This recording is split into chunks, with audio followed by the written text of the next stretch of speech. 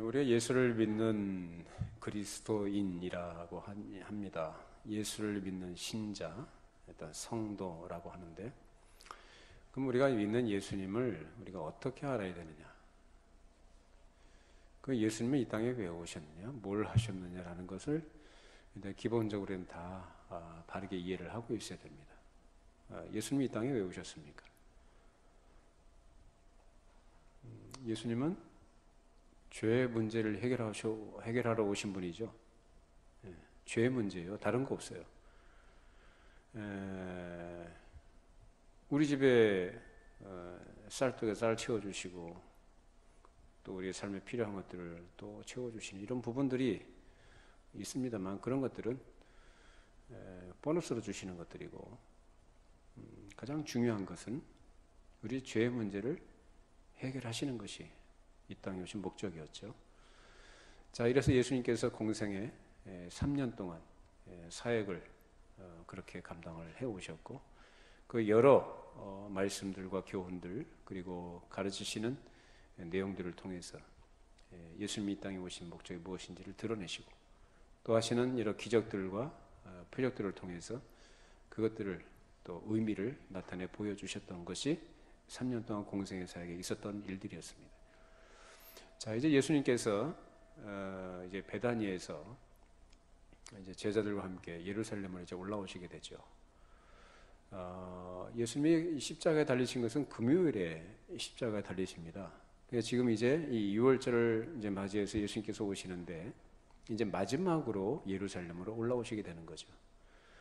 그 올라오시는 때가 이제 월요일입니다. 월요일 이른 아침, 예수님께서 베다니에서, 베다니 그럼 여러분 누가 생각이 납니까? 베다니 예수님께서 사랑하시는 제자들이 있었죠. 누구였어요? 나사로와 그 마르다, 마리아, 삼남매가 살고 있던 집 있죠. 아마 예수님께서 아마 베다니에 가시면은 거기서 아마 유숙을 하셨던 것 같아요. 그래서 예수님이 이제 거기서 제자들을 데리시고 예루살렘을 올라오시는 도중에 굉장히 좀 시장하셨던가 봅니다. 그래서 멀리서 보니까 무화과 나무가 하나 보이는데, 그래서 뭔가 좀 잡수실 만한 것이 있는가 해서 가까이 가서 보시니까 먹을 만한 게 하나도 없는 거예요, 열매가. 그래서 예수님께서 그 무화과 나무에게 하시는 말씀이, 이제로부터 사람이 내게서 영원토록 열매를 얻지 못할 것이다 라고 이렇게 말씀을 하십니다. 이것은 곧 무화과 나무에 열매가 없다는 것은 잎사귀만 무성하다라는 것은 그 당시 이스라엘의 영적 상태를 그렇게 칭하신 것이고, 무화과 나무가 그 나무 노릇을 제대로 못했다라는 것을 드러내시면서 어떤 상징성 있는 말씀을 하신 거죠. 자, 이 말씀을 이제 하신 이후에 그 무화과 나무가 이 뿌리부터 말라 죽어버립니다. 그래서 이 문제는 다음 주에 살펴보도록 하고, 물론 순서적으로 먼저 살펴봐야 됩니다만, 오늘은 먼저 예수님께서 그 이후로 예루살렘 성전에 들어가셔서 하신 일이 무슨 의미가 있는 것인지를 함께 생각해 보도록 하겠습니다. 자, 예수님께서 성전에 들어가셨을 때 거기서 많은 사람들이 시끌벅적하는 그런 이제 장사하는 소리들이 많이 들렸습니다. 소, 양, 그리고 비둘기, 이런 것들이 하나님께 제사 드릴 때 쓰는 제물들이거든요. 우리말로 얘기하면 제수용품을 이제 판매하는 그런 시장터가 어디에 있었어요? 성전 안에. 성전 안에 특별히 이방인의 뜰이라고 하는 곳에 그런 좌판들을 버려놓고 장사를 하고 있었습니다. 거기에는 뭐 짐승을 파는 사람들뿐만 아니라 이제 돈을 환전해주는 환전상들도 이제 자리를 잡고 있었고, 사람들이 짐승들을 끌고 이리저리 들고 돌아다니기도 하고, 끌고 다니면서 이제 흥정을 하겠죠. 이거 얼마냐, 좀 싸게 달라, 뭐 이런 식으로.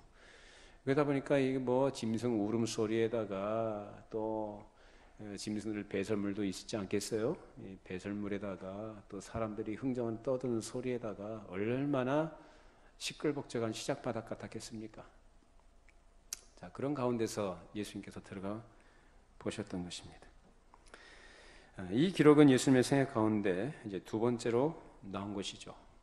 첫 번째 기록은 예수님의 공생의 제 1년입니다. 1년 6월절 때가 첫 번째 성전 청결 사건이 그때 있었어요. 그때 예수님이 이제 등장하신 지 얼마 안 됐을 때죠. 이제 무명의 신인, 무명의 청년 하나가 갑자기 나타나가지고 성전을 뒤집어 버린 거예요. 자, 그것이 요한복음 2장에 기록이 되어 있습니다. 13절, 17절 같이 함께 읽어보시죠. 유대인의 유월절이 가까운지라 예수께서 예루살렘으로 올라가셨더니 성전 안에서 소와 양과 비둘기 파는 사람들과 돈 바꾸는 사람들이 앉아있는 것을 보시고 노끈으로 채찍을 만드사 양이나 소를 다 성전에서 내쫓으시고 돈 바꾸는 사람들의 돈을 쏟으시며 상을 엎으시고 비둘기 파는 사람들에게 이르시되 이것을 여기서 가져가라. 내 아버지의 집으로 장사하는 집을 만들지 말라 하시니 제자들이 성경 말씀에 주의 전을 사모하는 열심히 나를 삼키리라 한 것을 기억하더라. 자, 이렇게 예수님께서 공생의 사역을 처음 시작하실 무렵에 이 성전을 청결하게 하시는 일을 하시고요. 이제 그 공생의 사역을 마무리하실 이 무렵에 또 두 번째로 성전을 청결하게 하신 일을 하십니다. 자, 이 두 사건이 외면적으로 보면은 상당히 비슷한 데가 많기 때문에 어떤 사람들은 이것은 하나의 사건인데 이것을 달리 기록한 것이다라고 얘기하는 사람도 있습니다. 말도 안 되는 소리입니다. 시기적으로도 다르고 그 의미도 전혀 다르다는 거예요. 이 성전이 장사치들의 시장 바닥이 된 것은 예수님께서 이미 첫 번째 성전 청결 사건 때 우리가 그 예전에 살펴보았듯이 이것은 누가 그 배후에 있냐면은 그 당시 대제사장으로 있었던 안나스와 가야바 이 두 사람이 그 배후 세력이에요. 이 사람들이 승인 하에서 이 일들이 자행이 된 것입니다. 그 당시 대제사장이라고 한다면은 유대 종교에서는 최고 지도자라고 할 수 있죠. 종교 지도자. 그렇기 때문에 이 대제사장은 아무나 되는 게 아니었고 아론 계통의 자손들 중에서 계속해서 제사장 복무를 했던 사람들 중 가장 나이 많은 연장자가 이제 대제사장이 되게 돼 있습니다. 자, 그런데 그 당시 유대 사회는 누구의 속국이었습니까? 로마의 속국이었죠. 그래서 로마 당국은 이런 하나님의 법이라든지 또는 이 어떤 전통 가서 완전히 무시해버리고 자기들 마음대로 대제사장을 임명을 했습니다. 뭐 받고요? 돈 받고. 그래서 돈을 받고, 그러니까 성직 매매가 이루어지는 거죠. 돈을 많이 드리는 사람을 이제 대제사장으로 임명을 했던 것이고, 이제 안나스와 가야바는 그런 식으로 많은 돈을 들여서 대제사장이 된 사람들입니다. 얼마나 끔찍한 일이 벌어진 겁니까? 그 자체가. 여러분, 대제사장은요, 사실 굉장히 거룩한 직분입니다. 하나님께서 반드시 아론 계통에서 하나님께서 정해주신 법을 따라서 대제사장의 역할을 하게 돼 있어요. 그 대제사장이 하는 일이 뭡니까? 구약에서부터 그들은 1년에 한 번 대속죄일에 거룩한 짐승의 피를 가지고 들어가서 자기 자신과 백성들의 죄를 속하는 그 피 뿌리는 제사를 드리는 것이 대제사장들이 했던 일이죠. 그만큼 거룩한 신령한 특권을 가지고 있는 자리가 대제사장의 자리예요. 근데 어떤 식으로요? 그 완전히 무시해버리고 사람들의 탐욕을 위한 수단으로, 자기의 욕심을 이루기 위한 수단으로 전락해버린 거죠. 그러니까 돈 주고 그 대제사장직을 샀으니까 그러니까 돈 얼마나 줬는지 모르겠지만은 거액을 줬겠죠. 그러니까 투자했으니까 뭐 해야 됩니까? 생각이 안 납니까? 투자하면 투자의 목적이 있을 거 아니에요. 뭐 해야 돼요? 뽑아야지. 뭐 본전만 뽑아요? 더 많이, 몇 배. 그래서 안나스와 가야바 또 그의 아들들이 이를 다 해먹은 거예요. 돌아가면서 제사장 노릇하고 제사장 임명하고 또 뭐까지 했느냐면은 이제 뭐라고 합니까?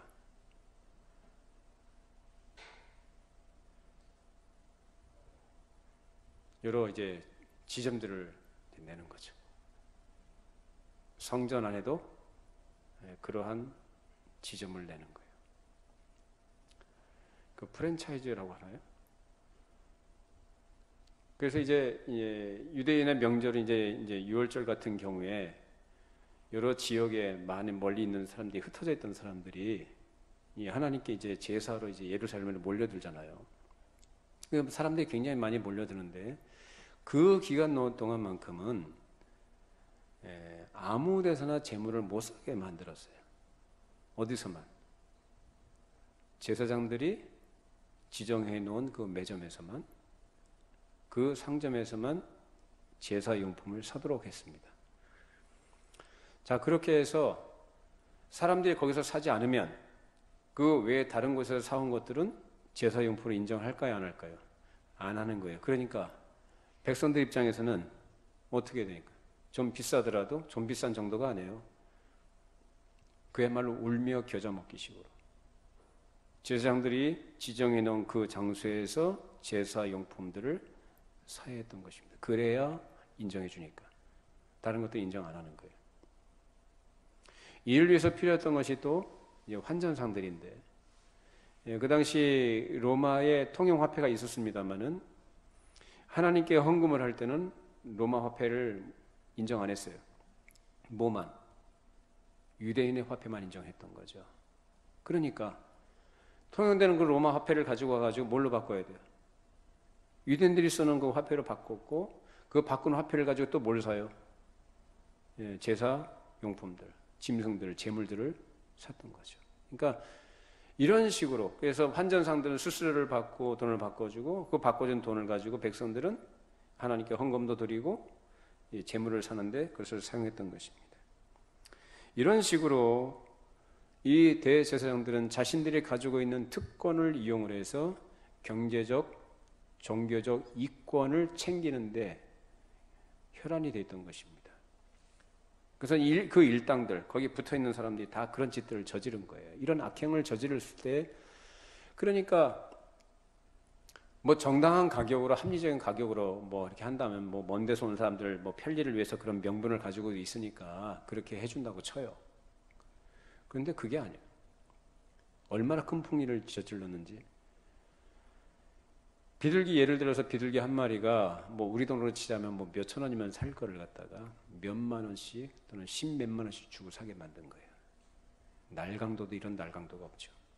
비둘기는 어떤 사람이 하나님께 제사 드릴 때 씁니까? 소나 양 같은 경우는 여유가 있는 사람들이에요. 비둘기는 돈 없는 가난한 사람들, 그야말로 돈 없는 서민들. 그러니까 하나님은 그렇게 자비로우신 분이거든요. 그러니까 너들 형편에 맞춰서 그렇게 하라. 그렇게 해서 비둘기를 제물로 하나님께서 이렇게 허용하신 거예요. 근데 그걸 가지고 뭐 했어요? 대제사장이라는 사람들이 폭리를 취한 거예요. 아주 이 서민들의, 백성들의 등골을 빼먹는 거죠. 그러니 그 당시에 어땠어요?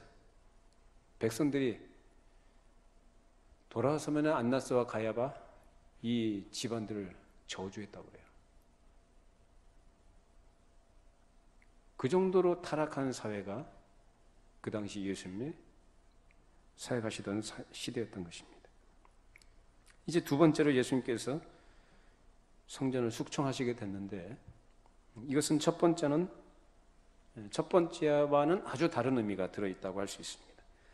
첫 번째 성전을 숙청할 때에는 예수님께서 장사꾼들이 모여있었던 그 성전에 들어가셔서 노끈을 가지고 채찍을 만들어서 이렇게 휘두르신 걸로 이렇게 나와 있어요. 그래서 사람들 다 내쫓으시면서 하신 말씀이 뭐라고 하셨냐면은, 내 아버지의 집으로 장사하는 집으로 내 아버지의 집을 장사하는 곳으로 만들지 말라, 이렇게 말씀하십니다.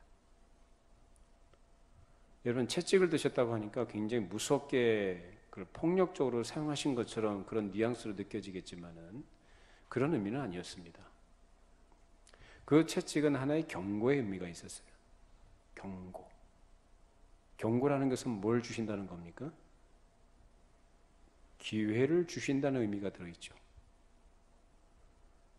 그래서 그 기회를 주셨음에도 불구하고 그 경고를 무시하고 마음대로 그렇게 한다면 나중에 이 채찍이 너희들을 멸망으로 이끌 것이다라는 경고로 이렇게 하신 거예요. 단순한 폭력이 아니라. 그러나 이제 두 번째는 이사야와 예레미야에 기록된 말씀을 인용하시면서 아주 엄격하고 무서운 말씀을 하셨어요. 첫 번째는 내 집을 아버지의 집을 장사한 집으로 만들지 말라라는 식으로 비교적 온건하게 말씀하셨다고 한다면, 이제 두 번째 말씀하실 때는, 두 번째 이 성전 청결 사건 때는 아주 무서운 말씀하시는 거예요. 마가복음 11장 17절 읽어보십시다. 이에 가르쳐 이르시되 기록된 바 내 집은 만민이 기도하는 집이라 칭함을 받으리라고 하지 아니하였느냐. 너희는 강도의 소굴을 만들었도다 하시매. 너희가 뭐라고 합니까? 내 아버지의 집을 강도의 소굴로 만들어. 첫 번째는 내 아버지의 집을 장사하는 집으로 만들지 말라라고 하셨지만, 이제 두 번째는 뭐라고 하시는 거예요? 너희들이 내가 그렇게 처음에 경고했는데도 불구하고 내 아버지의 집을 뭘로 만들었다고? 강도의 소굴로. 굉장히 무서운 말씀이죠. 이처럼 첫 번째와 두 번째가 의미상 큰 차이가 있습니다. 성전은 어떤 곳입니까? 세속적이에요? 거룩한 곳이에요? 거룩한 곳입니다. 하나님과 교제하고 하나님을 예배하고 하나님을 만나는 곳입니다. 그래서 구약의 성경에 보면은 하나님의 임재를 상징하는 거룩한 구름이라고 하는 쉐키나라고 하는 이 구름이 항상 그 성막에 가득했다라는 거예요. 그리고 지성소, 시은저가 있는 거 지성소라고 하죠. 그 지성소에는 뭐가 있어요? 창문이 하나도 없어요. 거기는 다 막혀 있습니다. 그런데도 하나님의 찬란한 영광이 거기에 비추고 있었던 것이죠.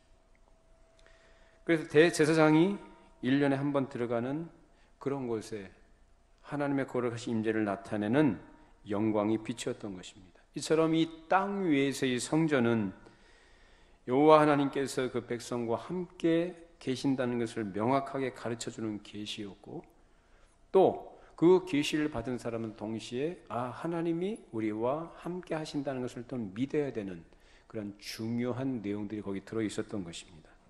이처럼 성전이 전체가 다 거룩한 곳이다라는 거예요. 그런데 이런 거룩한 성전을 이 지금 사람들이 이렇게 더럽게 하고 욕되게 만드는 일을 자행하고 있는 것입니다. 근데 문제는, 더 큰 문제는 뭐냐면 자신들이 저지르고 있는 것 죄가 얼마나 무섭고 끔찍한 일인지에 대해서 전혀 감각이 없다는 거예요. 어쩌다가 실수하고 어쩌다가 미끄러지는 그런 차원의 문제가 아니고, 죄가 깊어지고 깊어지니까 처음에는 좀 찔리기도 하고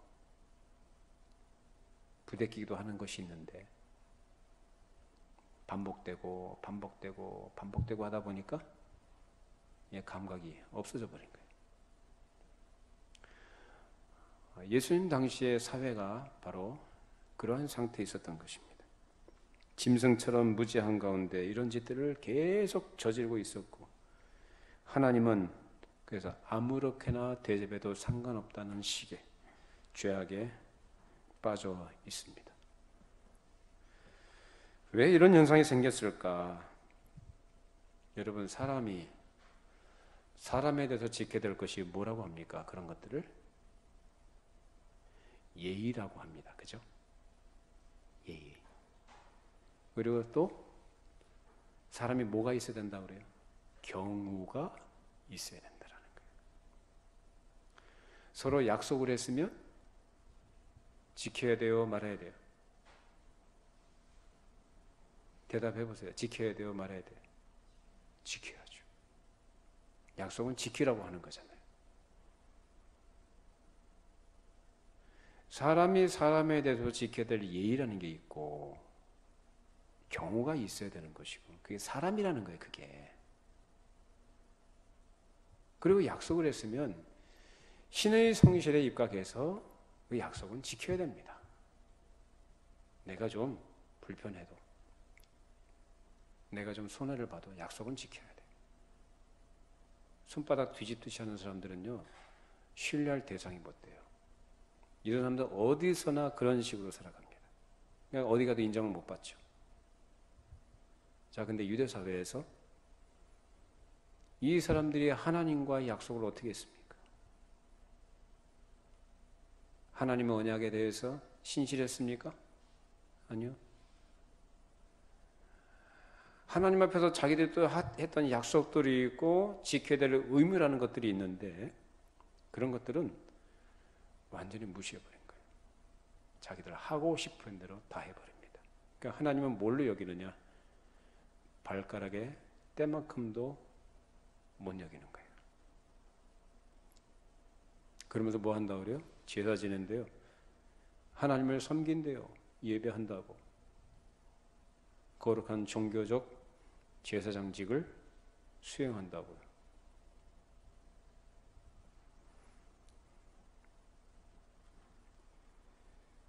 세월이 흐르고 흘러서 이제 그런 악행들이 쌓이고 쌓였습니다. 그래서 거룩한 성전을 조금씩 잠식에 들어가더니 나중에는 그릇이나 여러 기구들을 들고 성전 안을 지나다니는 일까지 발생하게 됐습니다.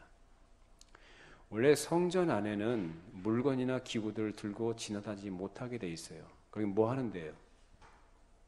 하나님께 예배하는 것입니다. 예배하는 곳에는 아무 기구나 물건을 들고 지나다니는 게 아니에요. 통로가 아니라 그 말이에요. 근데 그런 일들이 버젓이 자행이 되고 있었다는 거예요. 그래서 그러한 타락상과 그러한 죄악들에 대해서 하나님을 경홀히 여기는 그런 태도들에 대해서 예수께서 하신 말씀이 11장 16절입니다. 읽어보십시다. 아무나 물건을 가지고 성전 안으로 지나다님을 허락하지 아니하시고. 여러분, 이 말씀을 그동안 어떻게 이해하셨습니까? 예수님 말씀의 요지는 이 성전은 너희들이 편리한 대로, 너희들이 하고 싶은 대로, 너희들 마음대로, 너희들 편리를 위해서 지나다니는 통로가 아니고 하나님께 예배하는 곳이다 라고 하신 말씀이에요. 오늘날에도 교회라는 것을 지나가는 곳으로 생각하고, 그렇지 않으면 천국 가는 정거장 정도로, 잠시 거쳐가는 정거장 정도로 생각하는 사람들이 참 많이 있습니다. 또 자기가 원하는 것을 성취하는 그런 알라딘의 램프와 같이 여기는 그런 사람들도 있습니다. 여러분, 알라딘이라는 영화 나온 거 아십니까? 그거 보셨는지 모르겠습니다. 저도 아직 못 봤는데, 우리 옛날에 그 알라딘의 램프라는 거, 아라비안 나이트인가요? 거기 나오죠. 옛날에 본 기억이 있습니다. 어렸을 때. 램프 문지르면 뭐가 나와요? 거인이 나오죠. 주인님, 뭘 해드릴까요? 교회는 그런 데 아닙니다.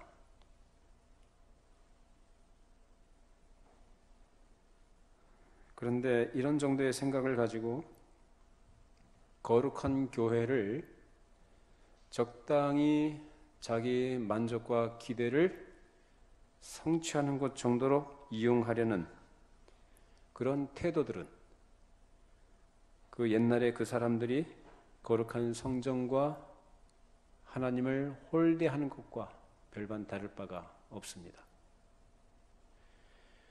그러면서도 유대인들은 자기들의 종교는 별나게 지키면서 예수님 보고 왜 안식일을 지키지 않느냐, 왜 밥 먹을 때 손을 씻지 않느냐, 이런 온갖 트집을 다 잡아 예수님을 타박했죠.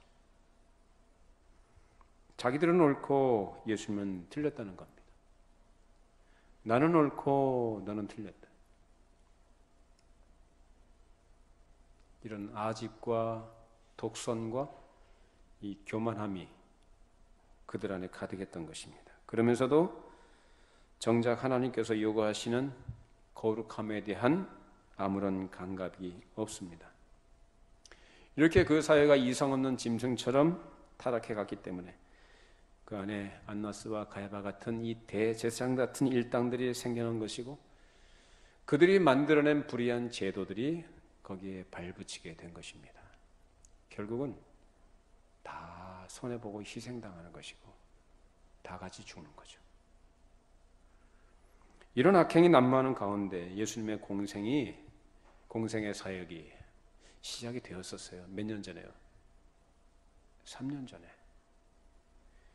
그리고 만 3년 후에 다시 성전을 정결하게 하지 않으면 안 되는 이런 악한 일들이 반복되고 있는 상황이었던 것입니다. 그만큼 이스라엘의 지도층의 완악성이 그 사회 속에 뿌리 깊이 박혀 있었던 것입니다.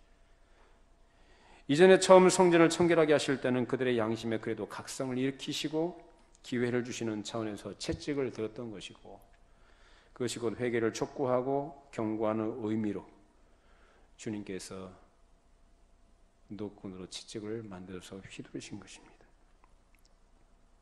그리고 이 경고를 무시한다면 마지막에 그 채찍이 멸망으로 임할 것임을 보여주셨던 것이죠. 그러나 이번에는 의미가 전혀 다릅니다. 이제 끝난 겁니다. 경고가 아니에요. 끝났어요. 앞으로 이제 남겨진 것은 아주 참혹하고 무서운 일들만 남았습니다. 그래서 예수님은 그것을 미리 다 내다보시고 우셨던 거예요. 자, 누가복음 19장 보십시다. 42절, 44절 말씀 읽어봅시다.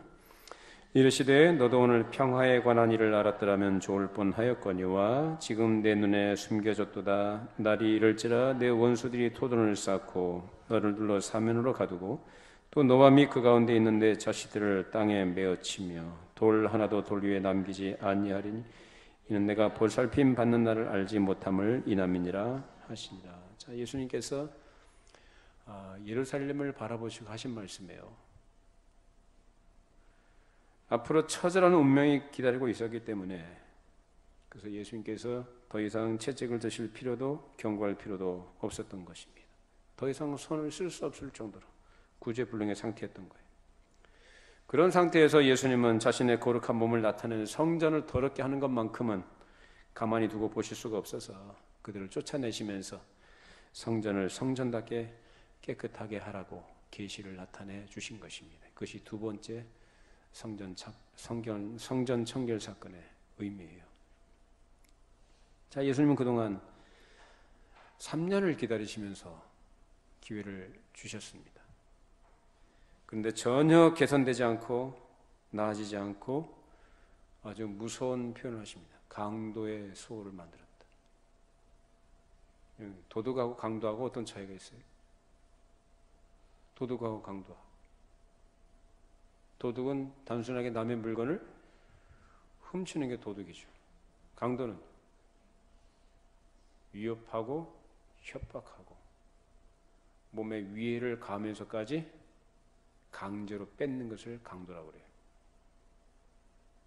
하나님의 거룩한 성전을 그런 강도의 소굴로 만들었다고 책망하신 거예요.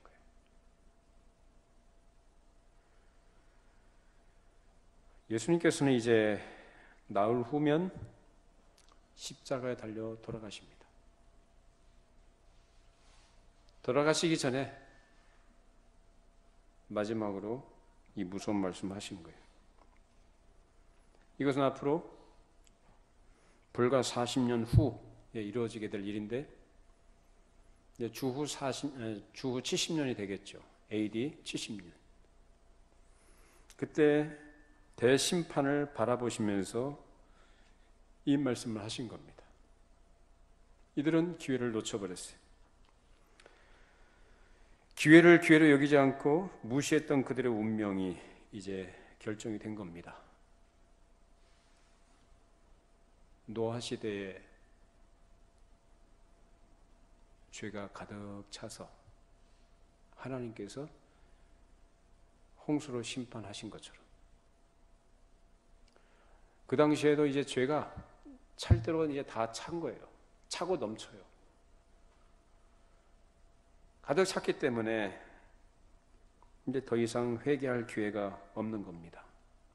하나님의 성전을 강도의 소굴로 만들어버린 자들에게는 이런 무서운 형벌이 있을 것임을 경고하신 것입니다. 말씀하신 것처럼 주 70년 봄에 로마의 디도라는 장군이 대군을 이끌고 와서 예루살렘을 철저하게 유린합니다. 예수께서 미리 말씀하신 것처럼 어린아이들을요 메어다가 집어 던져서 패대기 쳐 죽이고, 그리고 예루살렘 성전에 돌들 있죠. 돌들이 돌 위에 하나도 남지 않을 것이라고 하는 말씀이 그대로 이루어져요. 왜 그렇게 됐느냐 하면 예루살렘을 불태우는데 그 벽에 그 금으로 다 입혀놨었잖아요. 그러니까 금들이 그 불에 다 녹아가지고 돌틈 사이로 다 스며드니까 이 로마 군사들이 그 금을 가져가려고 돌들을 다 하나씩 다 드러낸 거예요. 그 틈에 있는 걸 다 걷어가려고. 그렇게 예루살렘은 완전히 망해버립니다. 하나님께서 주신 기회를 정말로 귀한 줄 알고 돌이켜 회개할 것은 회개하고 교회가 개혁할 것을 개혁을 해야 되는데 그걸 하지 않고 그냥 내버려 두게 되면 아주 강력한 어둠이 교회를 지배하게 됩니다. 이런 상황 속에서 많은 사람들이 희생당하면서 자기가 희생당한지도 모르고 그냥 살아가는 거죠. 16세기에 종교개혁 당시의 상황이 그랬었죠. 어두워질 대로 어두워졌어요. 교회가 하나님의 말씀이 아니라 인간이 만드는 전통과 가르침 하에서 타락할 대로 타락의 길로 들어갔습니다. 그때 얼마나 많은 사람들이 희생을 당하면서 살았습니까? 얼마나 많은 사람들이 교회의 그릇된 가르침에 속아서 끌려갔습니까? 그런 상황 속에서 빛이 등장했었죠. 누구예요? 루터. 마틴 루터가 외친 게 뭡니까? 성경으로 돌아가자예요. 하나님께서 그 시대에 그 사람을 그렇게 쓰셔서 다시 교회를 개혁하게 하셨습니다. 그 개혁을 이어받은 것이 우리 교회예요. 500년 됐나요? 그동안 교회가 개혁된 교회가 계속 개혁돼야 되는데 개혁되지를 않은 것 같아요. 실제로 그렇게 안 됐어요. 오히려 예수님 당시 있었던 그 종교적 부패상들과 타락상들이 다시 재현되는 그런 모습들을 우리는 심심찮게 봅니다. 그것이 어떤 교회의 모습 속에서 있지만은 신자, 개인들 가운데도 그런 모습들이 만연하고 있다라는 겁니다. 예수를 믿는다고 해도 종교심 가지고 하나님께서 원하시는 것에 대해서는 별 관심이 없고 자기가 원하고 자기가 기대하고 자기 소원을 이루는 것으로만 거기에 대한 어떤 그 목적을 가지고 믿음이라는 걸 이용을 하고 하나님의 말씀이라는 것도 이용을 하고 그런 일들이 아무 생각 없이 너무나 자연스럽게 이루어지고 있는 현상들이 오늘 한국교회에 상당히 많습니다. 병 잘 낫는 교회, 취업 잘 되는 교회, 미친 거 아니에요? 이거 제정신이냐고. 교회가 그런데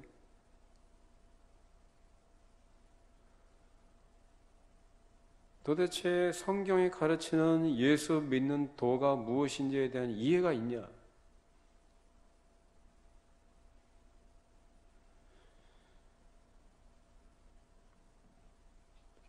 오늘 말씀으로 우리 각자 우리 한 사람 한 사람이 하나님 앞에서 자신의 신앙과 믿음을 좀 돌아보는 시간이 됐으면 좋겠고요.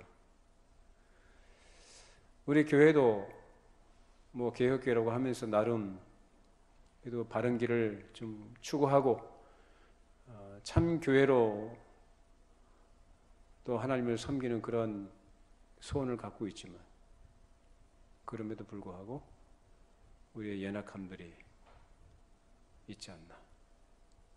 모자람들과 또 하나님의 뜻에 어긋나게 우리가 가고 있는 모습이 있지 않는가. 이런 것들을 돌아보고 회개하고 개혁되기를 바랍니다. 그렇게 된다면 그야말로 참 감사할 일이고 은혜죠. 근데 예수님 당시에 안나스와 가야바 그리고 그 휘하였던 일당들 그리고 그의 빌붙어서 살았던 사람들, 이 사람들은 그 문제의식조차 없던 사람들이에요. 그러니까 회개할 마음이 전혀 없는 거죠. 그러니까 예수님께서 그걸 지적하시니까 뭐 하려고 그래요? 죽이려고. 야, 이렇게 무서워요, 사람이. 옳은 걸 얘기하고 하나님의 뜻이 이것이더라고. 성전은 거룩해야 된다 말씀하신 거 아니에요? 근데 그 얘기하니까 죽이려고 그래. 누가? 대제사장들이요. 이런 모습을 보고 그러면 좀 견제하고 아닌 건 아닌 것으로 얘기할 수 있는 사람들이 있어야 되는데 그러한 위치에 있는 사람들이 그 역할마저도 안 해버린 거예요. 오히려 승인했던 사람이 누굽니까? 승인하고 같이 동조하고 협력했던 사람들이 누굽니까? 서기관들이에요. 이 사람들이 왜 이렇게 협력합니까? 왜 타협을 합니까? 그래야만 높은 자리에 올라가고 자신들의 기득권이 유지가 되니까 적당히 타협하는 거예요. 분명히 이들이 볼 때 서기관들은 하나님 말씀을 연구하고 가르치는 사람들 아니에요? 그러면은 대제사장 안나스와 가야바와 그 일당들이 저지르는 이런 일들을 볼 때에 이것이 분명히 잘못된 것임을 알까요? 모를까요? 알아요? 몰라요? 당연히 알죠. 분명히 잘못된 건 너무나 도가 지나칠 정도로 하는 것에 대해서 분명히 문제의식을 갖고 있고 그래서 그들이 속으로는 욕을 했을 거예요. 야, 진짜 저 인간들 해도 너무한다. 근데 속으로 욕은 하면서 겉으로는 그냥 아무렇지도 않게 넘어가고 뭐 좋은 게 좋은 거 아니냐 이렇게 간 겁니다. 여러분 잘못된 걸 보면 비판을 위한 비판이 아니라 정죄를 하기 위한 정죄가 아니라 정말로 하나님의 말씀에 입각해서 하나님 보시기에 이것이 정말 옳지 않다고 한다면 여러분들은 그 문제의식을 가질 수 있어야 되고 그 문제의식을 가지고 있는 자기하고 이해관계가 있다 할지라도 그 이해관계를 뛰어넘어서 옳은 것을 말할 수 있어야 합니다.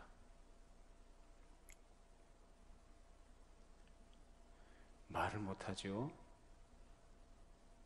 그게 쉽지 않은 겁니다. 그래서 유대사회가 그렇게 타락해버린 거예요. 같이 가는 겁니다.